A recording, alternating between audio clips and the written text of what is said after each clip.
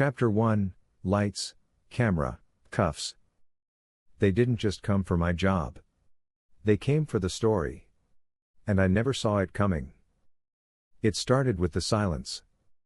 Not the usual kind, not the kind you get in the middle of a tight deadline or when the espresso machine breaks down and nobody wants to admit they're spiraling.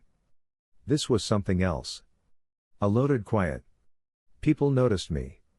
But only for half a second, like my presence burned if they looked too long. I'd barely made it 20 feet past the elevator when I felt it, that low-grade buzz of eyes behind screens, heads tilting just enough to catch me in the corner of their peripheral vision. No one spoke. Not even Logan, our operations guy, who usually hit me with a "Yo, genius," before I'd had my coffee. He didn't even blink. Just hunched over his keyboard like the keys owed him money. Then I saw them, standing by my desk. Two people from HR.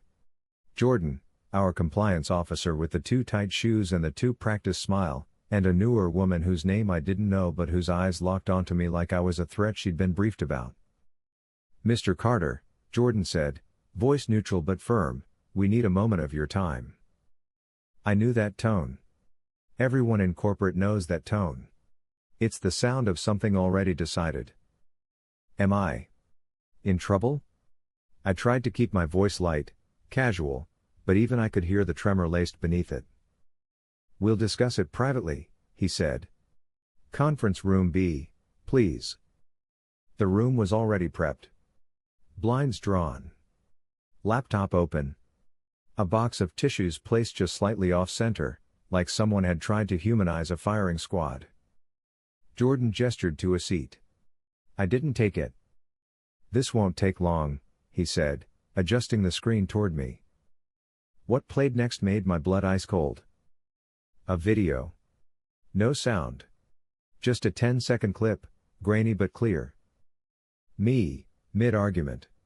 My face twisted, my hand raised in a gesture I couldn't even remember making.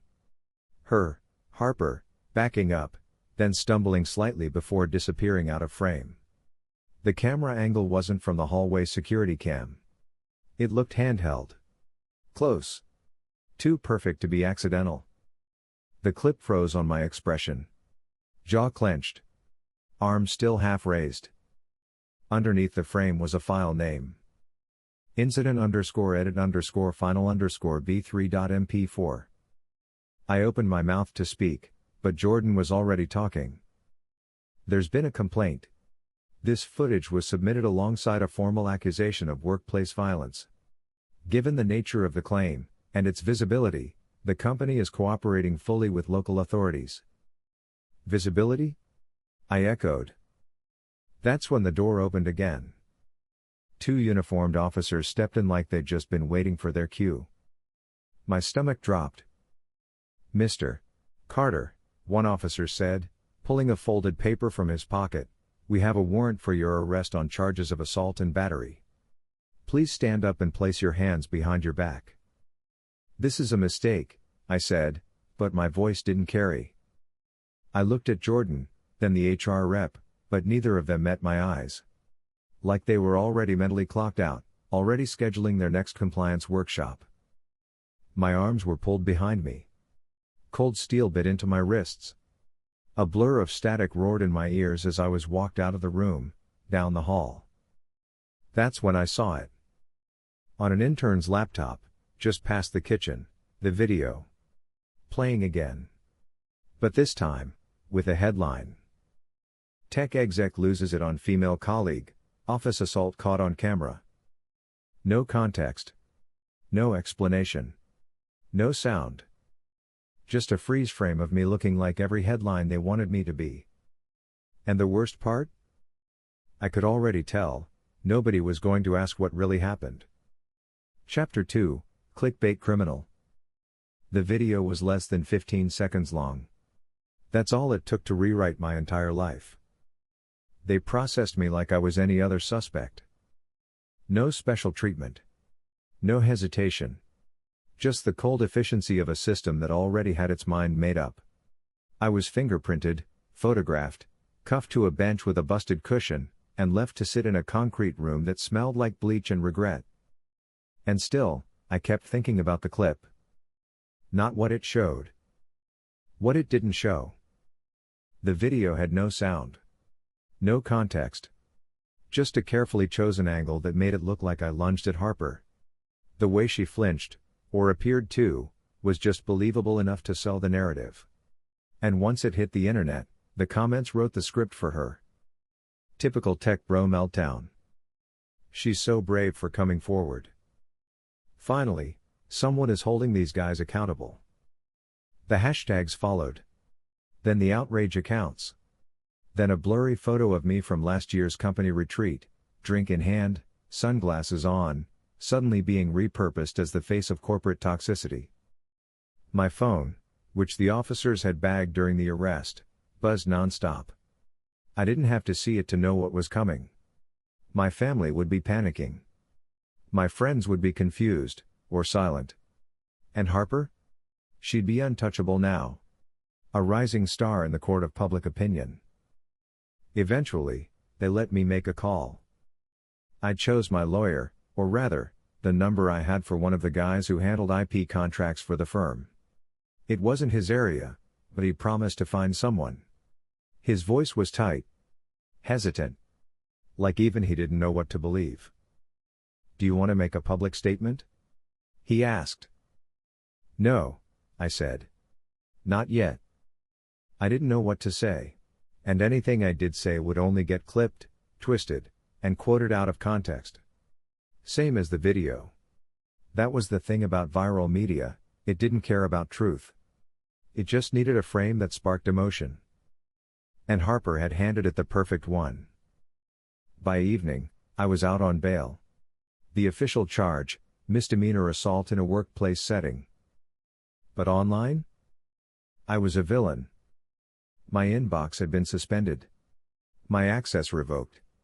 I was placed on immediate leave pending investigation, which, in HR speak, was basically code for, "We're hoping this blows over without tanking our brand."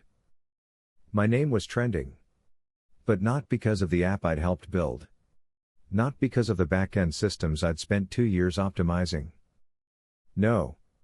I was trending because I'd become a symbol. A headline. A hashtag. And somewhere out there, Harper was watching it all unfold, knowing the world believed her. Because why wouldn't they? She had the footage. And I had nothing. Yet. Chapter 3, What They Didn't See. The truth was simple. But simple doesn't trend. It happened 3 days before the arrest. That's what nobody talks about, the build-up. The slow tension that starts as a whisper and turns into something jagged and dangerous. Something someone can twist into a headline. It started with Harper's numbers. We were prepping for our biggest product push since launch, a beta rollout tied to a major client integration. I was running back-end diagnostics late one night, cross-referencing usage data, when I noticed inconsistencies in the analytics funnel. Users were logging engagement time that didn't match server-side activity. It looked inflated. Not by much, just enough to suggest someone had tampered with the data fields feeding into our performance dashboard. I flagged it. I brought it up to Harper during a standing meeting the next morning. She brushed it off, said it must have been a syncing issue. Maybe a hiccup with the reporting API. Happens all the time, she said. But it didn't happen all the time. And I would have known, I wrote the diagnostic tool that pulled those numbers. I didn't accuse her. Not directly. I just asked if she'd made any manual adjustments before the last board update. Her face froze for a split second, then reset. Professional. Smiling. Dismissive. "We're all under pressure," she said, turning to the rest of the room. "Let's not point fingers." But I wasn't pointing. I was looking for facts. Still, from that moment on, something shifted. She avoided me in meetings. Whispered to other people when I walked into rooms. I caught her deleting a Slack thread one morning when I came around the corner, a thread I'd just replied to. And then, 2 days later, came the confrontation. We were in the hallway outside the server room. I asked her, quietly, if she'd be willing to walk through the dashboard code with me, said I just wanted to understand how her reporting was pulling metrics. She snapped. Loud. Public. You're accusing me of what, exactly? Fabrication? Fraud? I stepped back. Hands up. I'm asking you to clarify a reporting anomaly. People were watching by then. A few heads peeking over cubicle walls. And that's when she did it. She took a step back. Her voice caught. And then she whispered, "You need to calm down." Those 4 words? They changed everything. Because the way she said them, breathy, broken, loud enough to carry, made it sound like I'd just threatened her. And I hadn't even touched her. Not a finger. Not a shove. Not a raised voice. I didn't even curse.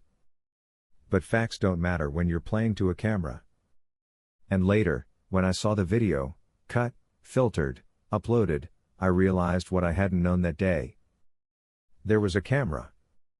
Someone had been filming from behind the corner. Just far enough to frame it as an incident. Just close enough to catch my face. But not close enough to catch the truth. Chapter 4, Motive and Metrics. She didn't want me silenced because I was wrong. She needed me gone because I was right. The company was scaling fast, too fast. 2 years ago, we were 5 people in a cramped loft running on cold brew and blind optimism. Now we were 36 employees, 3 angel investors deep, and about to pitch a Series B round that would determine whether we went national. Or evaporated trying. And Harper? Harper was our head of product strategy. She was smart. Sharp in meetings. Knew how to wrap investor language around vaporware like it was gold. But she was also reckless. The kind of person who'd rather make something look ready than admit it wasn't. And for months, I'd been patching the gaps she left behind. Fixing crash loops at 2 a.m. because her push override skipped regression testing. Smoothing over team feedback when she ignored their QA reports. Logging out of dates early to rewrite scripts she'd promised were handled. But the metric tampering, that crossed a line. Because it wasn't just sloppy. It was fraud. If she'd altered engagement numbers for the beta product, and presented those to our board, she'd falsified key data used in financial forecasting. That was SEC-level trouble. Even if we weren't public yet, it could nuke the entire company's credibility. I didn't want to blow it up. I just wanted answers. That's why I brought it up directly. One-on-one. No CCs. No Slack threads. I gave her the chance to explain. But she didn't explain. She escalated. After our hallway blow-up, I started noticing things shift, subtly, but intentionally. Comments left out of context in team chats. A sudden audit request on my code commits. Even a rumor, floated by someone on the marketing team, that I had a temper. That last part made me pause. I don't have a temper. I've never thrown anything, never shouted. I've had 2 HR reviews in 5 years across 3 jobs, both clean. But the narrative doesn't need truth. It just needs momentum. And Harper? She was feeding it breadcrumbs. The arrest didn't come out of nowhere. It was the final beat in a story she'd been building, one breadcrumb at a time. A frustrated coworker. A confrontation in the hall. A carefully staged video. And a company desperate to prove how quickly it could respond to workplace conflict. I wasn't just a liability. I was a headline waiting to happen. And when the video dropped, they moved fast, not to investigate. Not to verify. Just to contain. But Harper made one mistake. She thought I didn't have access to the systems anymore. She thought I was locked out, isolated, stripped of credentials like every suspended employee. She was wrong. Chapter 5, Her Story Goes Global. She didn't just tell her side. She sold it, and the internet bought it in bulk. I was out on bail less than 24 hours when the Medium article dropped. What it's like to be silenced at work, and why I won't be quiet anymore. Byline, Harper Lane. Accompanied by a black and white photo of her staring just past the camera, weary, strong, resilient. The kind of photo you'd see in a campaign about rising above. It spread fast. By noon, TechFem reposted it. Then Signal Boost. Then a verified user with 500,000 followers wrote, "This is why we listen." #believe women. The article was polished, vulnerable, perfectly engineered for digital empathy. She described a culture of intimidation, a hostile environment that rewarded aggression, and an incident so humiliating she considered quitting tech altogether. There were no names. But there didn't have to be. People knew. People assumed. And by that point, the video was already viral. Someone had leaked it to a content farm site the day I was arrested. No watermark. Just 15 seconds, shaky enough to feel authentic, sharp enough to ruin me. Commenters filled in the blanks. I knew guys like this in my last job. Always smiling in meetings, but ready to snap. This is why women don't speak up sooner. He probably threatened to sue, classic abuser move. My inbox, the one tied to my personal website, was a war zone. Messages from people I hadn't spoken to in years. Some kind. Some furious. Most just confused. Even my cousin from Chicago texted. "Did you really put hands on a coworker? Dude. WTF?" I didn't respond. What could I say? I didn't shove her sounded like something every guilty person would say. I was framed sounded like a Reddit conspiracy theory. And she's lying? That would have made it worse. I watched as her follower count climbed. As threads praising her bravery spiraled into hundreds of retweets. She leaned in, too, sharing resources, commenting on posts, thanking people for their support. It was a full brand rollout. And me? I was radioactive. No public statement. No press. No chance to clarify. My lawyer advised silence. The company issued a single email to staff: "We are aware of the video circulating and are taking the matter seriously. The employee in question is on leave pending investigation." Employee in question. I wasn't even a name anymore. Just a liability. But while Harper was out there shaping the narrative, I started digging. Because if she was going to build an empire on lies, I wanted to see what her foundation was made of. And deep down, I already knew. She was good at packaging truth. But she wasn't great at cleaning up her digital mess. Chapter 6, Out of Access, or so she thought. She locked every door. Every file. Every chat. Except the one she forgot. My badge was disabled. My Slack access, revoked. Email credentials. Burned. They'd scrubbed me clean from the company's digital systems within hours of the video drop. I expected that.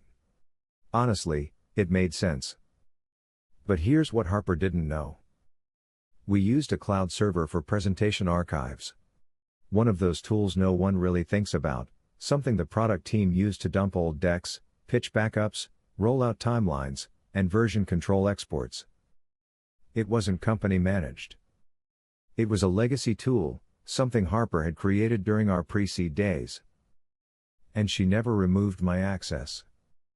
Not because she trusted me. Because she forgot. Or maybe because she assumed I wouldn't remember the link. But I did. I remembered everything. Late one night, 3 days after her Medium post went live, I was lying awake, refreshing feeds and replaying that clip in my head again and again, when the thought hit me. The launch deck. The one from 3 weeks earlier, the one she told me she needed a backup export for, just in case. It had been uploaded to that server. So I typed in the URL. Logged in using the old shared credentials. And just like that, I was inside. The folder tree loaded slowly. I didn't expect to find much. Maybe a few slides. maybe some timelines. But what I found instead was a gold mine. Folders nested inside folders. One labeled Crisis Planning, another called Launch Assets Final. Then one that made my stomach flip. Narrative_prep_v2. Inside. PDF outlines. Email drafts. Screenshot folders. Even a few raw video files. The kind that don't make it to social media, because they're still being edited. I opened the first document.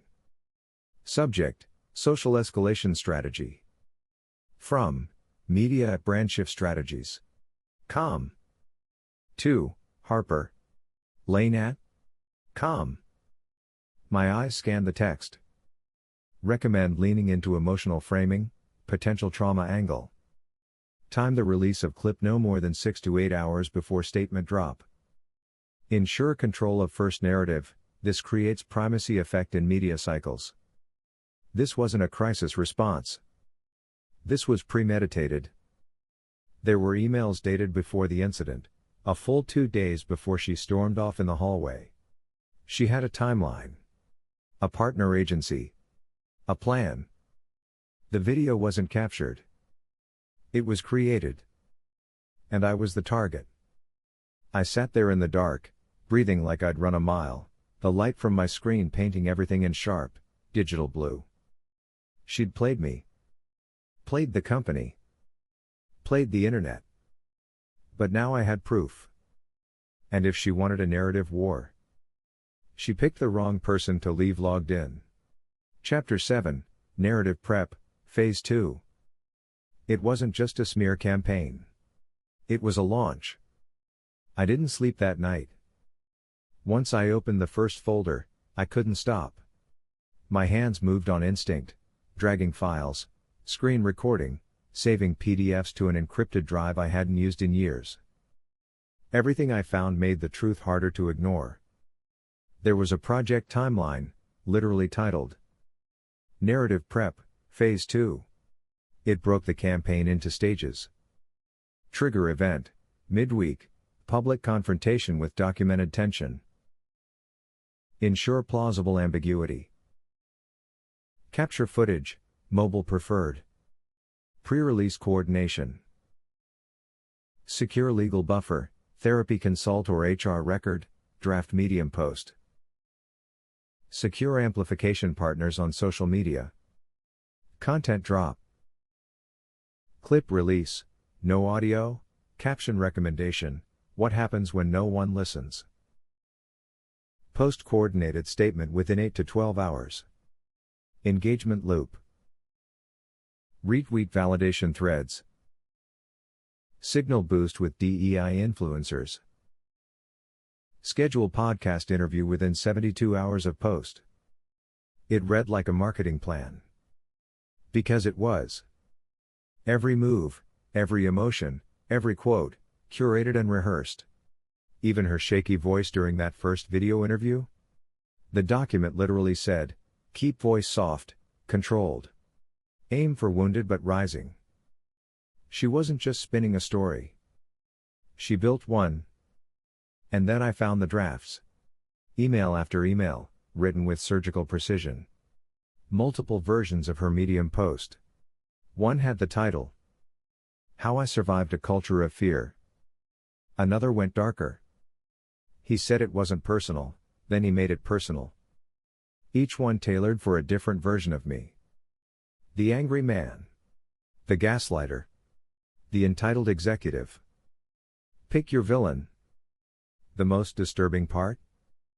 There were notes from the PR team in the margins. Like it was a group project. Tone down paragraph 3, too overtly aggressive. Add detail about isolation in the office, relatable to readers. Mention therapy but keep vague, don't cite provider. It wasn't about telling the truth. It was about testing which version of the lie would convert better. And here's what really hit me. She didn't just want to hurt me. She wanted to replace me, as the lead on the product, as the face of the company's next chapter, as the survivor turned innovator who rose from trauma to lead. And if it meant fabricating a meltdown? So be it. She was already living in the version where it worked. But now, I had the version she didn't mean for anyone to see. And once you know how the trick is done, the illusion never hits the same again. Chapter 8, The Final Trigger. There's ambition, and then there's annihilation. She didn't just want me gone. She wanted me erased. I thought I'd seen the worst of it. The strategic emails. The fake outrage. The perfectly engineered digital crucifixion. But tucked at the bottom of the archive was a folder called Next Steps. Inside it was a single PDF, a half-completed document, no header, no signature, just a draft saved in plain text format. Subject, Therapy Letter, HR/legal purposes. Client, Harper Lane. To whom it may concern. This letter is to confirm that Ms. Lane has been under my care for the past 3 months, addressing issues related to workplace anxiety, trauma recovery, and post-incident stress. It is my professional opinion that the recent altercation involving Ms. Lane has significantly exacerbated her existing symptoms. It wasn't real. There was no therapist's signature. No letterhead. The name of the provider was a placeholder, insert clinic name. But the rest was polished. Too polished. She'd written it herself. A fake clinical document. Pre-written to send to HR or legal when the moment called for it. Probably to secure FMLA protection, delay an investigation, or justify extended leave with public sympathy. It was the nuclear option. The thing you only drop if your first narrative starts to crack. And it told me everything I needed to know about Harper. This wasn't about justice. Or fear. Or even personal vendetta. It was business. Cold, calculated reputation management. She wanted to burn the house down and rebuild it in her image, even if it meant dragging someone else's name through the ash. I sat there for a long time, staring at the screen. Not angry. Not even shocked. Just clear. She'd laid the trap. Built the press kit. Edited the footage. Prepped the trauma arc. And she was winning. For now. But if she had the receipts to sell a lie, I had the ones that could prove it. And if the company didn't act, I'd make sure the internet met the real Harper Lane. There's a moment after betrayal where everything goes still. Not peaceful. Just still enough for clarity to settle in. I didn't cry. I didn't scream or punch a wall or spiral like I thought I might. I just sat there in my apartment, the glow of her forged documents still open on my screen, and let the silence stretch. 1 hour. Then 2. There's a strange thing that happens when the truth becomes undeniable, not just the truth of what they did, but what you have to do next. You stop bargaining. You stop hoping for some magical correction. You stop waiting for someone else to fix it. Because no one's coming. The company didn't rush to defend me. My colleagues? Quiet. Even my own lawyer had been cautious, let's wait and see how this plays out. But I wasn't waiting anymore. I was done being the story. It was time to become the storyteller. Legally, I needed to be precise. That meant document integrity. Chain of custody. Time-stamped copies. Secure backups. I encrypted the files into 3 separate vaults, one local, one cloud-based, one on a physical drive I could hand to legal if things escalated. I made screen recordings of the folder navigation, date stamps, version histories, access logs. I wrote a brief cover memo, just enough to frame the discovery without triggering panic. I attached it all and sent it to my attorney with the subject line. You're going to want to read this very, very carefully. I didn't tell him what was in it. I wanted his reaction clean.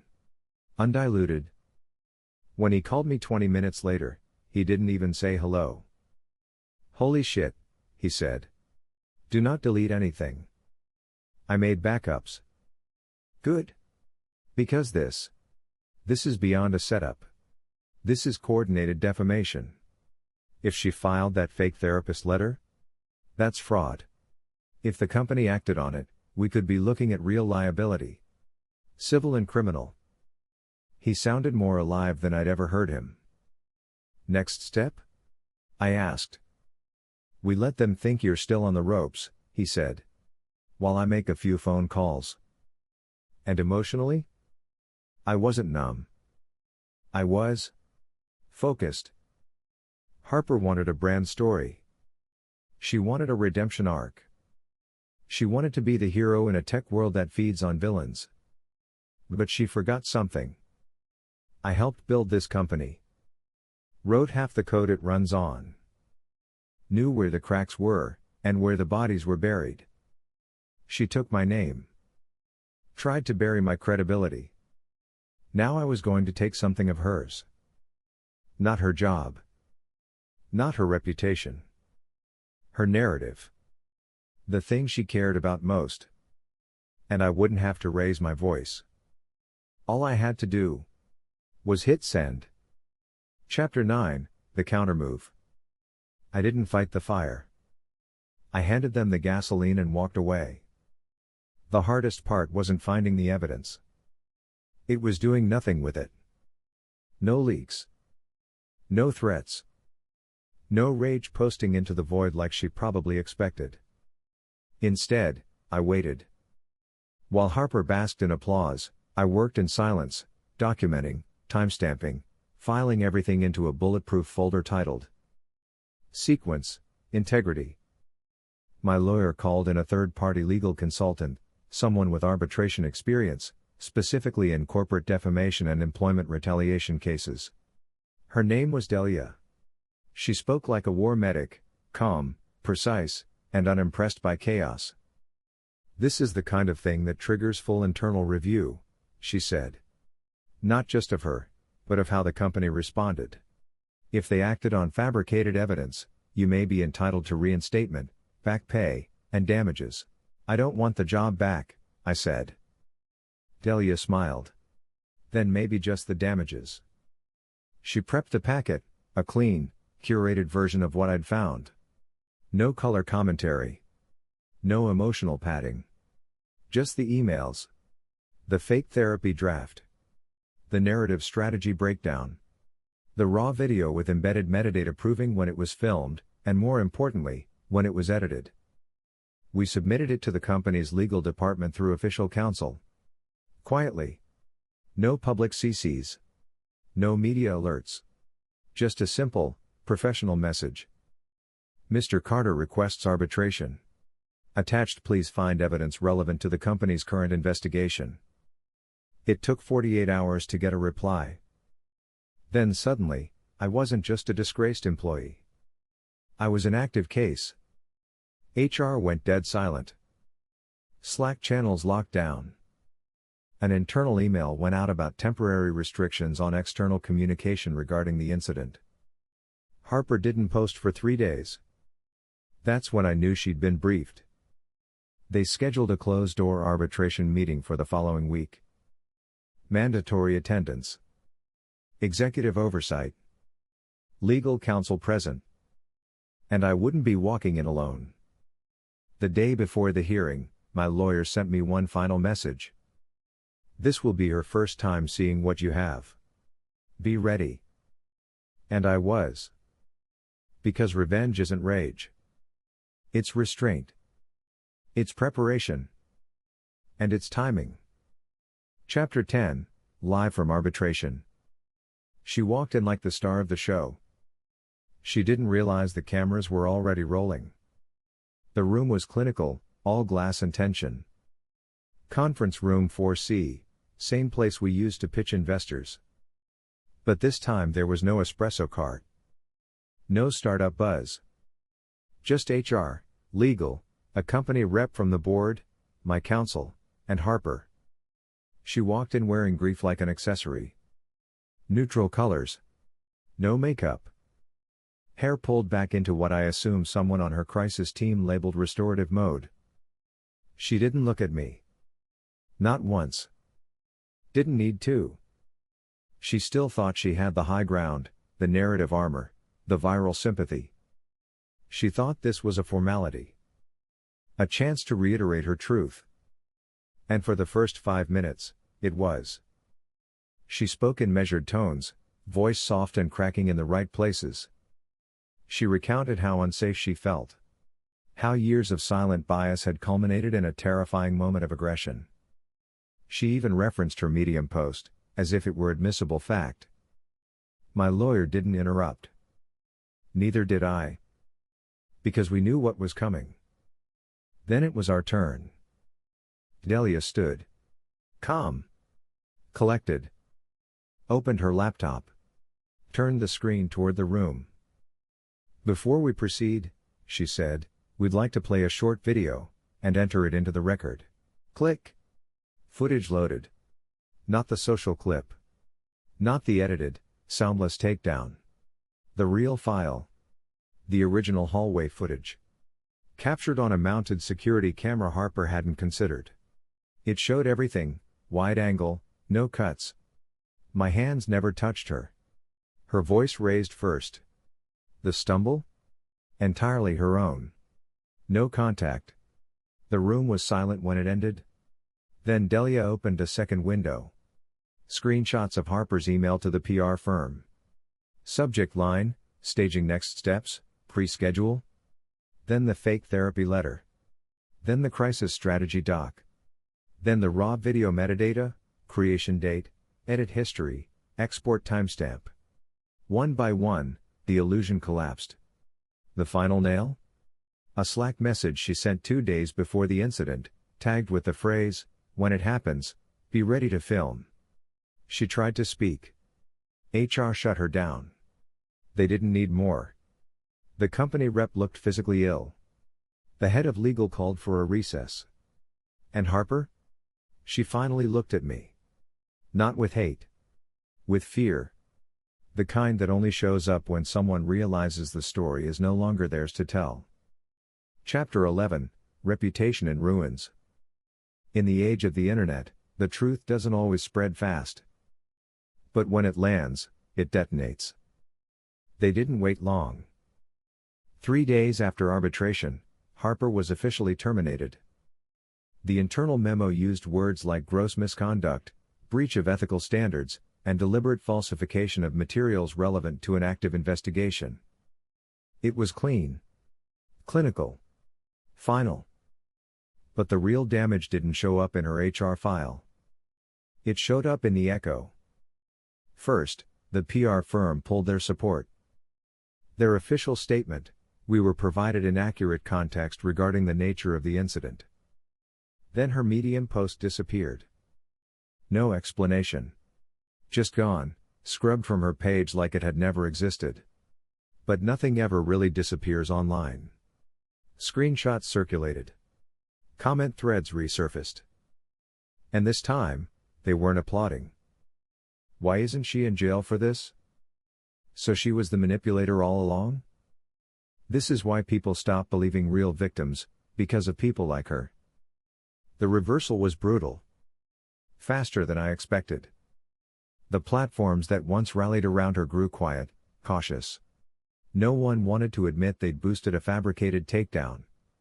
No one wanted to be tied to the narrative she built from fraud and sympathy. Her inbox, the one that fed on fan letters and job offers just 2 weeks earlier, went dark. And I was offered reinstatement. A formal apology. A revised contract. Even a promotion, back pay, stock options, the works. I turned it down.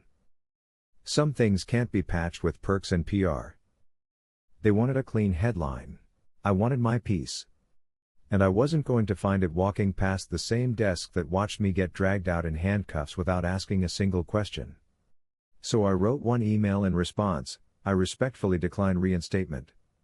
My counsel will handle the remainder of the process. Please consider this my formal separation. I hit send. And just like that, I was free. Chapter 12, Inbox Justice.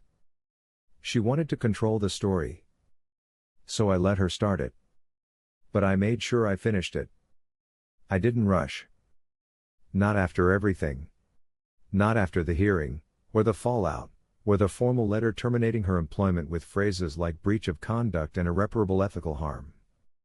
There was something colder than anger settling in me now. Something quieter. Sharper. I wasn't after spectacle. That was her game, the headlines, the hashtags, the curated trauma arch. I wasn't interested in burning the house down. I wanted the blueprints. So I built something simple. A web page? No graphics. No commentary. Just facts. No social sharing buttons. No comment section. No pop-ups or subscribe for more. Just a static white screen, a line of black text at the top. Inbox justice, the real story behind the video. That was it. And under it, one by one, I laid out the truth. Not like a press release. Like evidence. Because that's what it was. The original hallway footage. Wide angle, unedited, with audio. My voice, calm. Hers raised. The moment she stepped back on her own, no contact. No threat. Just context, the one thing her version had erased. Below that, the emails. The one from the PR firm dated 2 days before the incident. Let's confirm the timeline for rollout. We recommend publishing the clip by Wednesday at noon, followed by the statement. The Slack message. When it happens, be ready to film. The draft therapy letter, unsigned, undated, filled with placeholders. A piece of fiction dressed up to look like clinical truth. Every exhibit was timestamped. Every folder intact. And then, at the bottom of the page, I included just one final image. A screenshot of the email that started it all. Her name in the center field. Subject line. Let's control the story. That was the moment she thought she'd won. I never shared the site publicly. Didn't have to. I sent it to 3 people. One in legal. One in HR. One in media. It traveled on its own after that. Not viral, not like her version. But steady. Deliberate. And this time, no one asked for my side. They read it. Then they understood. No spin. No edits. Just what actually happened, in her own words. And once you see that, you can't unsee it. I got offers after that. A consulting firm reached out. A quiet apology came through unofficial channels. Even the recruiter who ghosted me weeks earlier left a voicemail saying, "If you ever want a fresh start, I've got something." But I didn't want a fresh start. I wanted to live in a world where I didn't have to look over my shoulder to see which version of me was trending. So I packed up. Logged out. Let the silence settle. Not the silence of defeat. The silence that comes after you've told the truth, and no one can touch it. She made a show. I made a record. And when people find it, days, weeks, years from now, they'll know exactly how it ended. Not because I screamed louder. Because I proved her wrong. And I let her words do the rest. Thanks so much for watching. If you love a good revenge story, or if you've ever dreamed of getting the last word without saying much at all, you're in the right place. Be sure to like this video, subscribe to the channel, and turn on notifications so you never miss a new savage ending.